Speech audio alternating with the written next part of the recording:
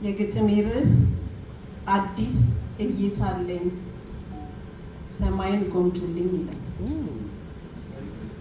ከፀሐይ በታች አዲስ ነገር የለም፣ ሁሉ ከንቱ ነው ጠቢቡ ቢልም የኔ እይታ እንዲህ አይደለም።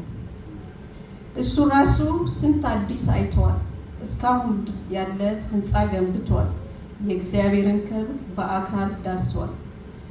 ከእርሱ በፊት ከእርሱም በኋላ የጠቀለለ ሀብትን በሞላ አዲሱ እንደሱ ጥበብ ማንስ ተሞላ?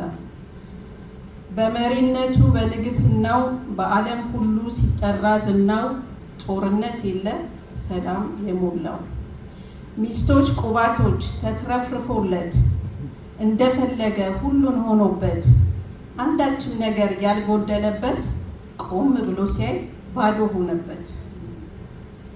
ሌላኛው መሪ እይታው ሩቅ አዳዲስ ነገር የሚያስተዋውቅ ከመወለዱ ተጥሎ ቢሆን ግን በፍጻሜው አይቶታል ቤቱ ጊዜያዊ ሳይሆን የዘላለሙ።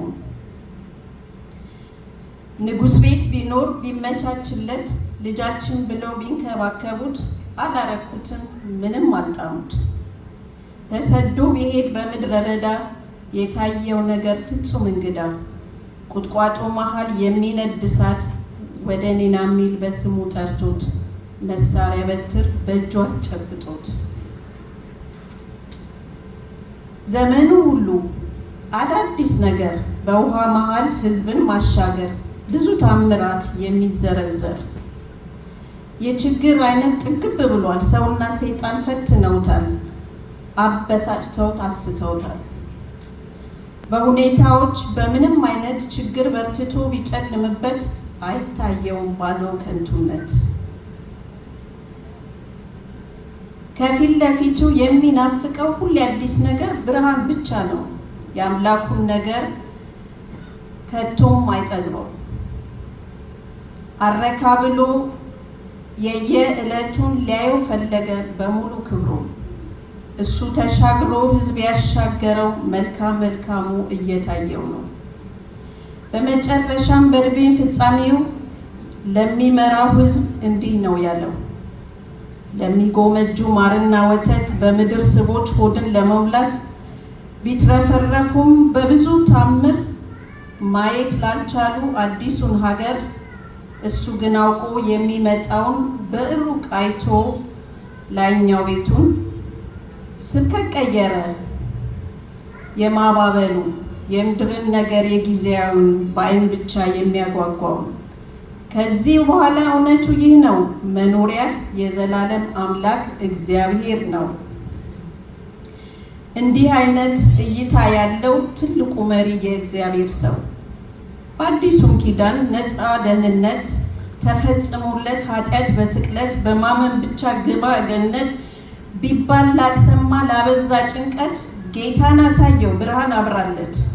ነቢያት ተንብየው ሐዋርያት ተናግረው ጽሑፍ ተጽፎ ሰባኪያን ነግረው ሰው ተፈውሶ ሆኖ ተአምር ብዙ ነገሮች ታይተው በምድር ወሬያችን ሁሉ ሐዘን መቸገር በስቶ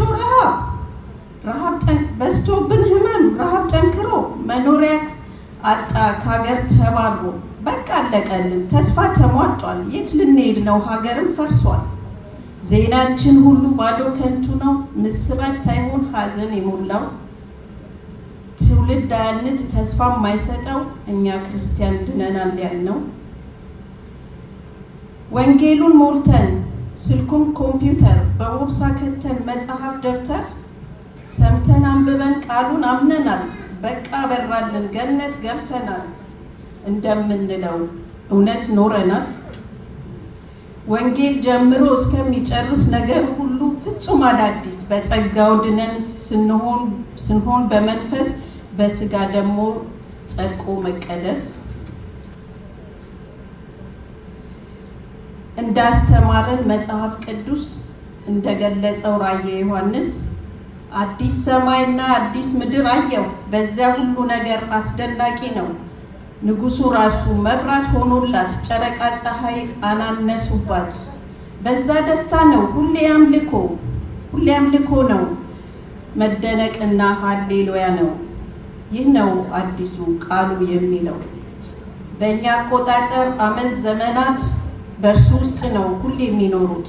ትናንት ነገን ዛሬን ትተን የዘላለሙን ማየት ተሰጠን። የምስራች ቃል ወንጌሉን አምነን በዛሬዋ ቀን በአዲሷ ዓመት ሰው አቀናብሮ በሚቆጥርበት ስጋሽ ቀርቅሮ ነፍስ ባዶነት ዓለም ተባብሮ ይጨፍርበት መሆን ያለበት ጌታ ግን ያለው ዘላለማዊው ሁሉም አዲስ ነው። በዚህ እይታ ዘና ፈታ አልኩኝ፣ ጭንቀት ፍርሃቴን በሱ ላይ ጣልኩኝ።